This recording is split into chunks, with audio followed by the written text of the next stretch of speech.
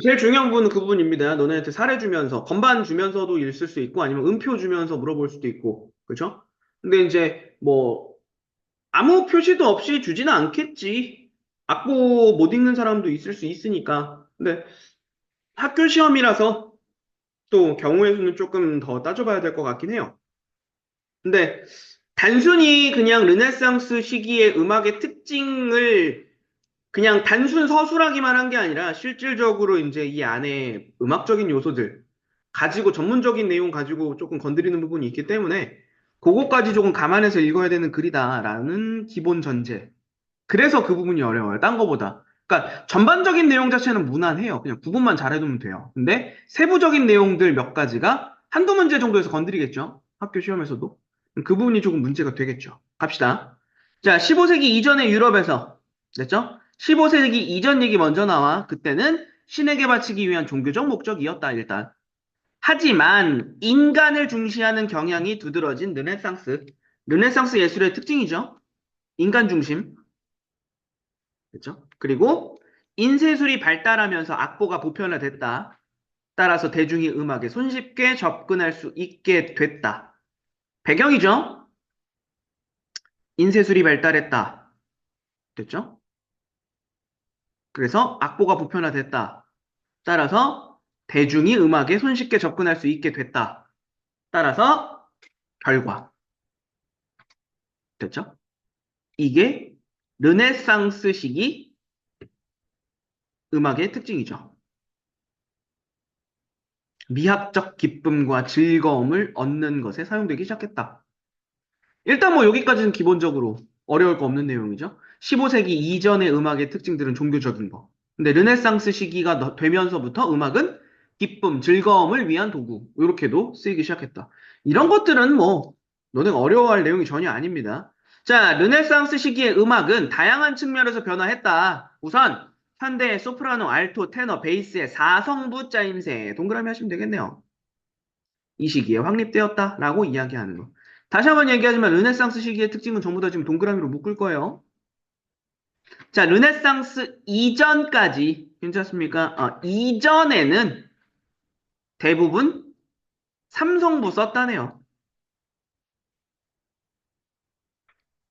됐죠?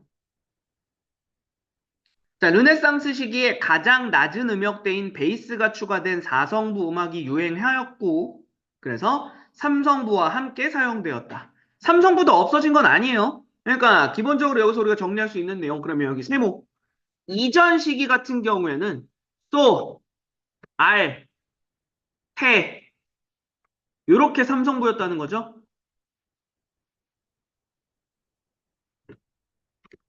기본 성부로 사용했다.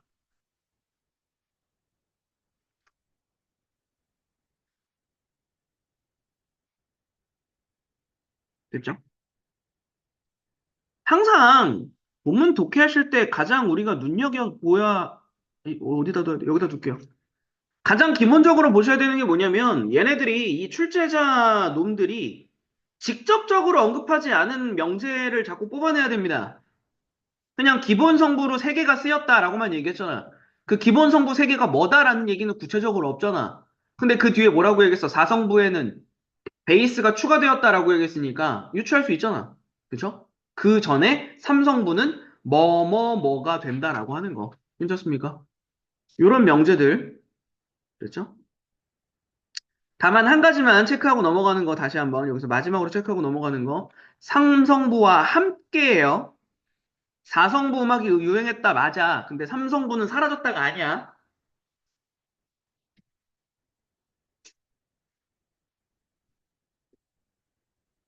자, 네 개의 성부 중 가장 높은 성부인 소프라노가 선율적 중요성을 가진다. 괜찮습니까? 소프라노는 선율적 중요성을 갖는다라고 이야기하고 나머지 성부들은 화음적 배경, 즉 반주만을 제공하는 사성부의 음악. 됐죠? 여기까지 일단 됐죠? 나머지 성부는 화음적 배경을 제공한다. 괜찮습니까? 그럼 여기다가도 갖다 붙일 수 있는 내용 하나 나오네요. 기존의 삼성부와 달리 괜찮습니까? 이전, 르네상스 이전 중세 유럽에서 유행했던 기본적으로 삼성부였을 때는 다시 한번 얘기하지만 베이스가 없었다고. 근데 베이스가 어떤 성부였다고? 화음적 배경을 제공하는 성부였다고. 괜찮습니까? 그러면 이거죠. 이렇게 한번 정리하고 넘어갈 수 있는 거지. 어디다가 쓰면 조금 잘 보이려나? 위쪽에다 그냥 한 번만 쓰고 넘어갈게요. 그냥 간단하게만 정리해보면 이렇게 얘기할 수 있는 거지. 삼성부에서 사성부로 바뀔 때, 그렇죠? 그럼 이때는 무슨 얘기가 되는 거야? 화음적 배경을 제공하는 베이스가 추가된 거죠. 괜찮습니까? 됐나요? 이런 명제들이 계속 쌓여갈 수 있다는 거죠.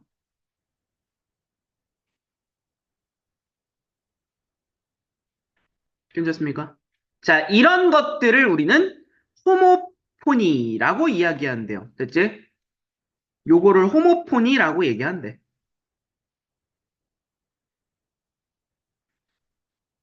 괜찮죠? 이거 호모포니의 특징이에요. 방금 전에 왜 그러면? 호모포니. 됐죠?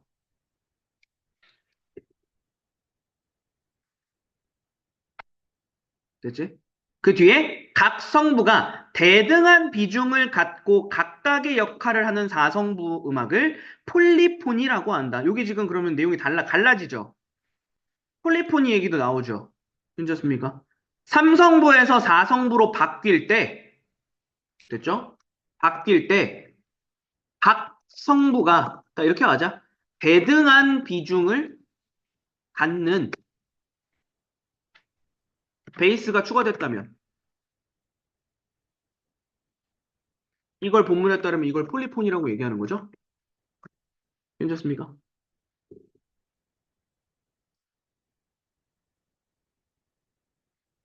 여기까지 괜찮아?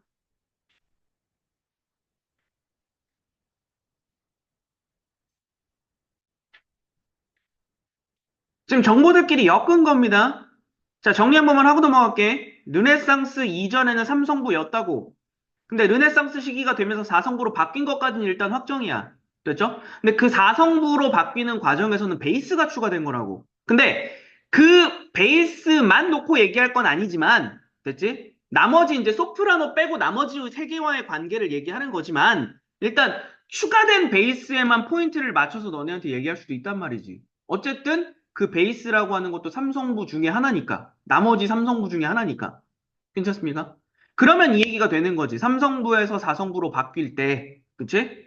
르네상스 시기가 되면서 베이스가 추가가 됐는데 그 베이스가 화음적 배경만을 제공한다면 호모폰이라고 불릴 수 있는 거고, 됐죠? 그 베이스가 소프라노와 대등한 비중을 갖고 있다면 폴리폰이라고도 부를 수 있는 거지, 지금. 괜찮습니까?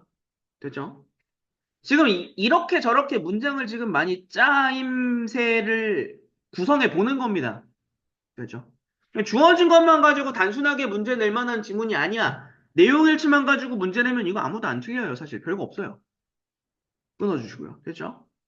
자, 르네상스 초기에는 호모포니가, 15세기 말에는 폴리포니가 주를 이루었다. 이건 뭐 구분만 하시면 되겠죠?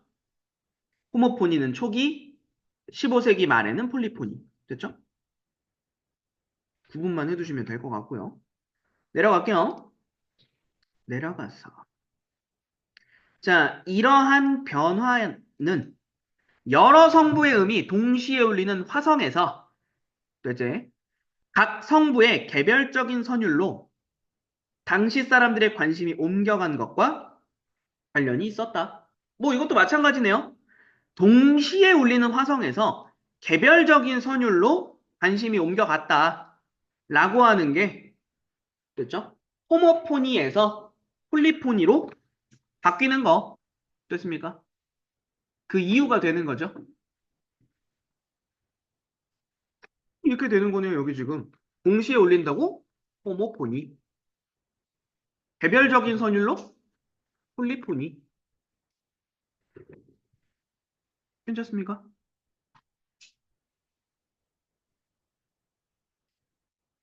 문제 없죠? 이렇게도 지금 얘기가 구분이 되는 거야. 아, 호모포니는 여러 성부의 음이 동시에 울리는구나. 이게 앞에선 이렇게 얘기한 거야. 소프라노가 메인이고 나머지는 배경이 되는 거다. 라고 얘기하는 걸 말을 바꿔서 여러 성부의 음이 동시에 울린다. 라고 얘기한 거야, 지금. 그리고 그 뒤에 폴리폰이라고 하는 건 각각의 성부가 대등한 비중을 놓고 라고 얘기했잖아. 각각의 성부가 대등한 비중을 놓고 있는 게 개별적인 선율로 연주된다가 되는 거지. 괜찮습니까? 문제 없죠? 지금 매칭 싸움이에요, 지금 계속. 같은 내용이야. 그래서 이제 여러분들이 정리해 볼 수 있는 건 뭐냐면, 호모포니와 폴리포니가 구분이 되잖아. 호모포니의 특징들 쭈루루룩, 폴리포니의 특징들 쭈루루룩, 이렇게 나열해 놓고 비교돼줘. 왜? 우리한테 물을 거는 A는 B와 달리, B는 A와 달리, 이거니까. A와 B는 모두도 있습니다. 4성부를 썼다. 괜찮죠? 모두도 있어요. 됐지? 그러니까 기본적으로 우리한테 객관지 선지를 만드는 방식은 이거잖아. A와 B는 모두 A는 B와 달리. 이거잖아. 그렇죠? 근본적으로 이거를 어떻게 이 본문의 내용을 가지고 짜 나갈 것인가. 이게 우리가 이제 포인트를 두어야 하는 주안점이 되는 거지. 그냥 이 글을 이해하는 게 문제가 아니에요. 괜찮습니까? 넘어갈게요. 자, 주 선율이 명확하여 부르기가 수월했던 호모포니와 달리 끊어주시면 되겠죠? 됐죠? 주선율이 명확했다. 라고 하는 게 호모포니의 특징이네. 괜찮습니까? 어, 문제 없죠? 그럼 만약에 지금 여기까지 계속 좀 나열되고 있는 게 있으니까 여러분들이 구분하기 조금 편하게 하려면 이거 지금 그냥 아예 해놔도 상관없어요. 여기 문단 내려왔을 때 아예 그냥 어차피 지금 너네가 본문 정리할 때는 색깔 좀 다르게 해도 되잖아. 그러니까 여기 봤을 때는 어디 갔어? 호모포니, 그 다음에 폴리포니 해도 됩니다. 어. 됐죠? 초기 15세기 말. 그렇죠? 그 다음에 뭐 이런 것도 먼저 할 수 있겠죠? 소프라노가 선율적 중요성을 갖는다. 나머지는 화음이다. 대등한 비중을 갖는다. 그렇죠? 일단 구분해 놓는 게 중요하니까. 그리고 여러 선율 성부의 음이 동시에 울린다. 개별적인 선율로 연주된다. 됐죠? 그리고 주선율이 명확하다. 부르기가 수월하다. 동시에 진행된다. 됐죠? 상대적으로 부르기 어렵다. 괜찮죠? 음. 됐습니까? 이러면 이제 시각적으로는 구분이 되죠. 두 번째 문단은 그래서 너네한테 그렇게 어려울 만한 내용은 아닙니다. 그냥 구분만 명확하게 해놓으시면 돼요. 그래서 A와 B는 모두, A는 B와 달리 요거 내용만 제대로 만들 수 있으면 크게 문제될 거 없어요. 됐죠? 한편 폴리포니 음악이 유행하면서 한 성부가 선율을 시작하면 다른 성부가 일정한 간격을 두고 앞 선율을 모방하여 연주하는 모방 기법이 발달하였는데, 됐죠? 모방 기법이라고 하는 새로운 거 하나가 나왔어요. 이건 그냥 따로 분류할게요. 됐죠? 이게 현대의 돌림 노래에 많이 사용되고 있다. 됐죠? 이거는 뭐 한 줄 정도 추가된 거라서 그냥 체킹 정도만 해두시면 될 것 같습니다. 두 번째 문단의 핵심은 일단 동그라미와 세모 구분하는 거. 됐죠? 르네상스 시기에 사성부 음악이 유행하면서 그 사성부가 호모포니, 폴리포니라고 하는 걸로 구분이 되었다. 각각의 특징. 됐죠? 자, 넘어가서 세 번째 문단부터가 이제 조금 복잡해집니다. 여기서부터 좀 긴장하고 들어가셔야 돼요. 자, 르네상스 음악에서 각 성부의 음정 관계도 변화하였다. 높이가 다른 음과 음 사이의 간격을 음정이라고 하는데, 음정이라고 하는 거의 개념 알려줬어요. 음정, 음 사이의 간격이래요. 자, 그때 음정의 도수라고 하는 말 나와. 이제 도수. 도수는 구음을 포함한 구음 사이의 개수다. 이거 이제 그러면 너네한테 선지에서는 음정이 어쩌고 저쩌고 도수가 어쩌고 저쩌고 그냥 다이렉트로 꽂겠다는 얘기입니다. 됐죠? 그러면 예를 들어죠. 도와 솔은 두 음 사이에 도와 솔을 포함하여 총 5개의 음이 있으므로. 괜찮습니까? 지금 여기 보시면 도, 레, 미, 파, 솔 5개죠? 이렇게 센다는 거야. 이걸 알려주면서부터 일단 너네한테 골치 아픈 일이 시작되는 겁니다. 왜? 이 5도가 도와 솔만이 아니에요. 레랑 시도 5도야. 됐죠? 어. 무슨 말인지 아시겠죠? 레랑, 맞지? 레랑 시 맞지? 솔시, 그치? 레랑 시도 5도가 되는 거고, 미랑 도도 5도가 되는 거야. 괜찮죠? 그러니까 이런 식으로 다 연결될 수 있는 게 생기는 거지. 이게 숫자 계속 세야 돼요. 그러니까 너네한테 뭐랑 뭐다라고 딱 지정해 줄 수도 있는 거고, 반대로 그냥 5도다라고 그냥 다이렉트로 얘기했을 때에도 어쨌든 개 이름 두 개는 줄 거 아니야. 그렇죠? 그러니까 도레미파솔라시도라고 하는 거를 계속 이렇게 좀 꼽아야 돼요. 이게 좀 번거로운 작업이 되는 거야. 귀찮은 작업이 되는 거지. 이게 문제예요, 지금. 그리고 학교에서도 이거 건드릴 것 같거든요, 그래서. 됐죠? 뒤에 넘어갈게요. 15세기 중엽 이전까지도 유럽 대륙에서는 1도, 5도, 8도 음정만을 협파로 여겼다. 요거 체크. 됐죠? 근데 이제 영국과 프랑스 간의 전쟁으로 문화교류 속에서 영국의 음악이 대륙에 전파되면서 15세기 중엽부터는 3도랑 6도도 협파로 인정하기 시작했다. 요건 이제 변화 얘기예요. 1도, 5도, 8도만 협파 음정으로 여겼다. 그럼 8개란 얘기는 뭐랑 뭐야? 도, 레, 미, 파, 솔, 라, 시, 도. 그쵸? 이거죠. 도랑 도죠. 도, 도. 괜찮죠? 8도. 그다음에 5도 같은 경우에는 이제 여러 개 생겼죠? 그죠? 레랑 레도 8도가 되겠지. 이런 식으로. 그러니까 1도, 5도, 8도. 이렇게 세 개만 협파라고 생각했었는데, 이게 이제 시간이 흐르면서 3도랑 6도도 협파 음정으로 인정하기 시작했다가 되니까, 15세기 이전까지는, 그죠? 예를 들자면 지금, 우리 본문에 있는 거 가지고 얘기할게요.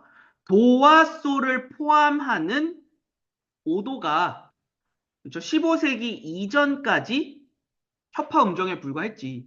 근데 15세기 중엽 이후부터는 3도랑 6도도 추가된 거니까 다른 개 이름 들어갈 수 있는 거죠. 괜찮습니까? 그러니까 이런 식으로 선지를 조금 복잡하게 구성할 수도 있다라는 거죠. 괜찮습니까? 매번 개 이름이 언급이 되면 예시로서 개 이름이 언급되면 너네가 그 개 이름을 계속 이러고 있을 수밖에 없어요. 숫자 세는 거. 계속 이 하나 둘 셋 넷 하나 둘 셋 넷 다섯 이거 하고 있을 수밖에 없어요. 어. 이게 뭐 음악적인 지식이 있어서 그냥 바로바로 떠오르는 사람들은 다행이지만 뭐 대부분은 안 될 것 같거든요. 본격적으로 음악을 공부해 본 사람들이 잘 없을 거라서. 그렇죠? 그럼 어쩔 수 없이 숫자 세야지. 괜찮죠? 넘어갈게요. 자, 예를 들어 높은 성부가 미고 낮은 성부가 도라면 그 도레미 얘기하는 거죠. 괜찮습니까? 그러면 3도 여기까지 맞죠? 그럼 15세기 이전에는 불협화였다는 거지. 됐죠? 왜 여긴 1도, 5도, 8도만 협화였으니까. 괜찮죠? 그러니까 이런 식의 지금 사례 문제를 너네한테 던질 수 있다라는 거지. 괜찮죠? 이거 바꿀 수 있는 거예요. 높은 성부가 파고 낮은 성부가 레라면 15세기 이전에는 불협화 음정으로 간주하였다. 이런 식으로 얘기할 수 있는 거지. 맞는 말. 괜찮죠? 그러니까 이거 예시로 얘기하는 겁니다. 예시.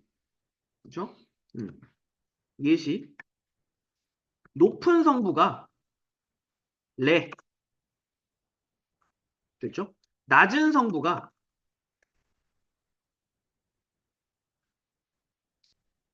뭐가 되냐? 3도 되려면 뭐 되냐? 레, 도, 시, 시죠? 시. 괜찮죠? 음. 이면 15세기 15세기 중엽 이전에는 불협화로 간주되었지. 이런 거, 이런 거.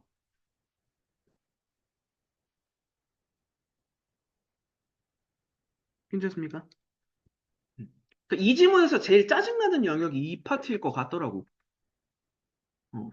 개 이름은 얼마든지 바꿀 수 있거든요. 그리고 이제 출제자는 본인이 시험 문제를 출제할 때 얼마든지 생각할 시간이 있잖아. 그러니까 이게 숫자도 하나하나 다 세보면 된다고. 근데 풀이하는 너네 입장에서는 이게 마냥 세고 쓸 수가 없다는 거?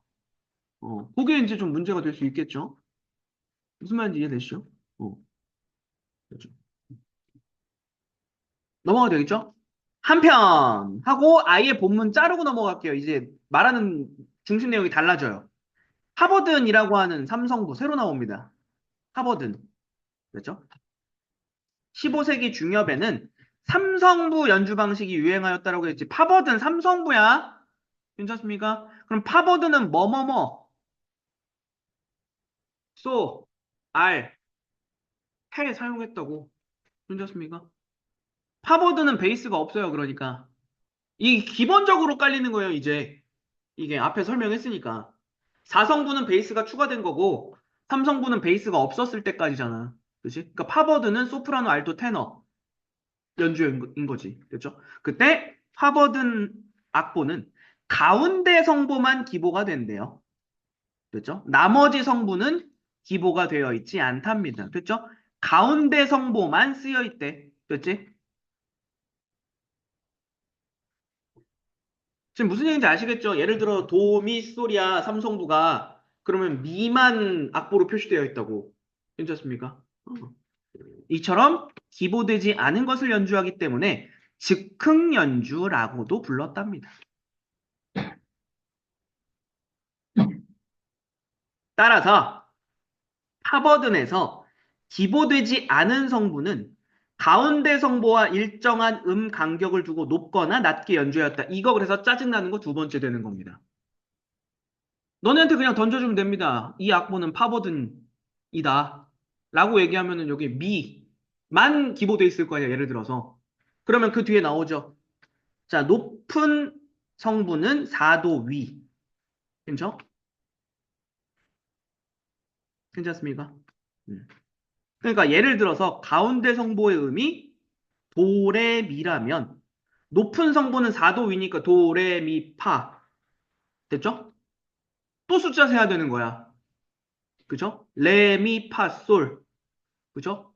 미파솔라 해가지고 파솔라로 연주하는 식이다. 됐죠? 무슨 얘기인지 이해되시죠, 지금 이거? 괜찮습니까? 다시 한번 정리하고 넘어갈게. 자, 여기 지금 보시면 기보는 가운데 성보만 기보해준다고. 괜찮습니까? 이게 지금 가운데 성보 기보되어 있는 거라고 여기는 거야. 괜찮죠? 그러면 나머지 높은 성보랑 낮은 성보가 있을 거 아니야? 걔네는 악보엔 표시가 안 돼 있어. 됐지? 대신에 규칙이 있는 거잖아. 4도 간격을 두고 연주하기로 했다고. 그러니까 기보되어 있는 것보다 4도 높은 됐지? 무슨 말인지 아시겠죠?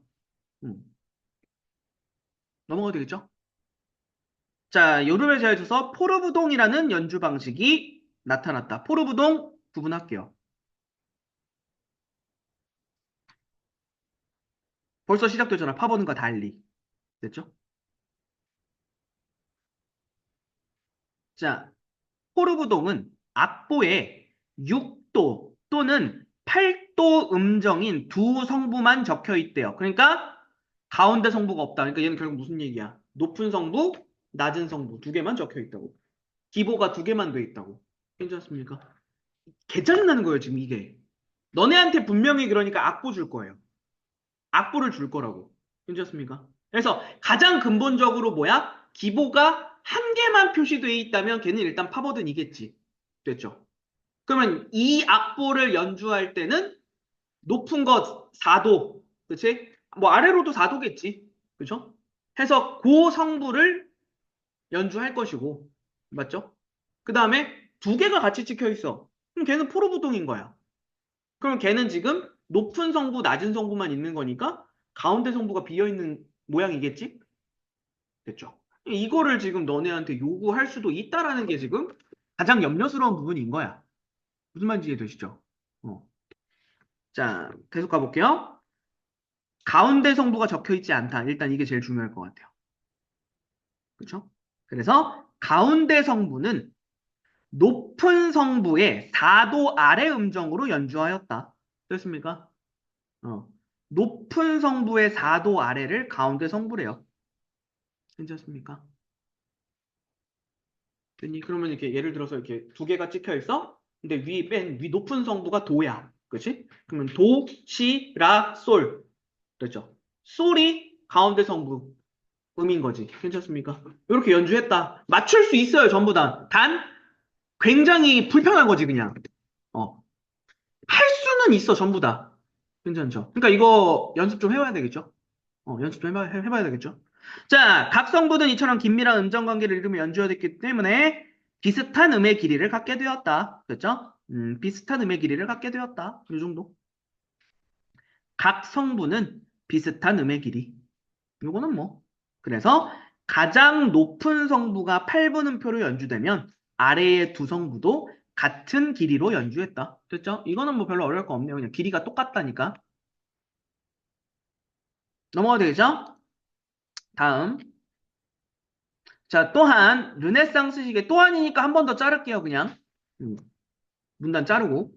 자, 또한 르네상스 시기에는 무지카 픽타라는 체크할게요, 일단. 암묵적인 규칙이 존재했다. 그래서 음들을 변형하여 연주했다. 그 대표적인 것이 증사도의 예방이다. 그냥 같은 걸로 연결할게요. 그러니까 무지카 픽타라고 하는 규칙들이 있었는데 그 중에 대표적인 거 하나만 얘기했네요. 자, 증사도의 예방 봅시다. 4도 사이에 온음이 둘이고 반음이 하나인 경우를 완전 4도라고 부른다. 괜찮습니까? 그리고 온음이 셋인 경우를 증사도라고 부른다. 그래서 그림 준 거예요. 됐지? 자, 지금 보시면 요거 기준이라고 생각하면 돼요. 요거. 까만 건반이 사이에 있으면 온음이야. 됐죠? 근데 까만 건반이 사이에 없지. 그럼 얘를 반음이라고 얘기하는 겁니다. 괜찮죠? 근데 그럼 지금 잘 보세요. 4도라고 했으니까 요놈이랑 4도지. 괜찮죠? 어. 그 다음에 요놈이랑 4도지. 그러니까 이런 식으로 얘기하고 있는 거야. 그때 도랑 파라고 하는 4도는 온음이 두 개, 반음이 하나. 여기까지니까. 괜찮죠? 어. 그러니까 얘를 완전 4도라고 부르겠지. 도랑 파는. 괜찮죠? 근데 뭐 예를 들어서 파랑 시는 오는만 세 개잖아. 이런 거를 우리는 증사도라고 얘기한다. 괜찮습니까? 이것도 그럼 개 이름 가지고 너네한테 장난칠 수 있겠죠. 물론 이 부분 가지고 장난을 치려면 건반 그림 정도는 줘야 된다고 봅니다. 이거를 너네가 머릿속으로 건반을 그린다 말이 안 돼요. 일단. 괜찮죠? 출제하려면 그림은 줄 거야. 무슨 말인지 이해되시죠? 근데 어쨌든 그림 확인해야 되겠죠? 자, 별 문제 없죠, 여기까지. 자, 그림에서 알 수 있듯이 파와 시 사이, 여기 얘기하는 거죠, 방금 전에. 파와 시는 온음이 사이에 세 개가 껴있으니까 증사도다. 됐죠? 르네상스 음악가들은 증사도가 불안정한 느낌을 준다고 생각했다. 괜찮습니까? 이건 따지지 마. 그냥 그랬다요. 증사도는 불안정한 느낌이다. 따라서 파와 시를 함께 연주해야 할 때는 시를 반음을 낮추어서 4도로 바꿨다. 결과적으로 어떻게 연주했다? 어디 갔어? 바꿔서 연주했다고 했으니까 결과적으로는 얘랑 얘를 연주할 때는 이렇게 연주했다는 거죠. 까만 건반으로 바꿔가지고. 됐습니까? 무슨 말인지 이해되시죠?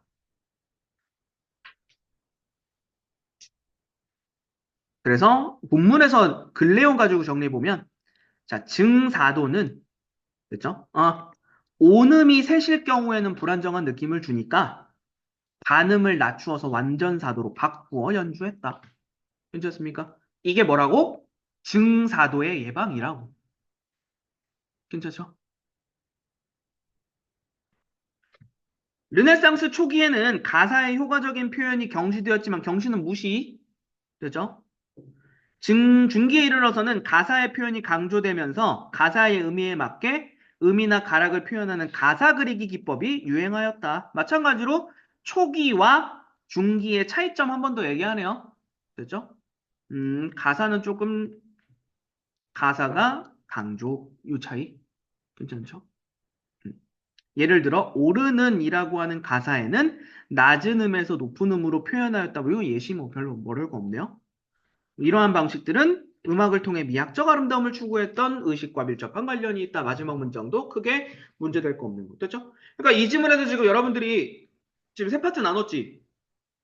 그러니까 각 덩어리마다 너네들한테 약간 출제자가 작정하고 이번 시험에 좀 골치 아픈 문제로 내겠다라고 하는 게 하나 정도는 걸리지 않을까.